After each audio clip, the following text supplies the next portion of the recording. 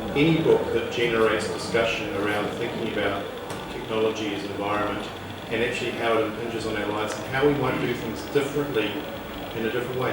One of the interesting things about this is, when doing my work, I went back and looked at the Amish culture, because they're sort of held up as the Luddites of the world, aren't you? And the whole idea that they deny technology. And this is where this idea of appropriate technology comes back. They don't reject technology per se, but they hold it up against it. Does this add value to the community?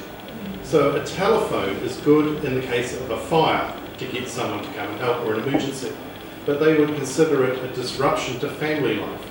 So the telephones are moved to a crossroads or outside the houses where they can be used in the case of an emergency as well. So they make a value judgment. They invest heavily in genetic research because there are certain congenital conditions within their population, which is fairly bounded, that they want like treatment for and like to deal with. So they invest in that, yet they have Clydesdale horses pulling their ploughs.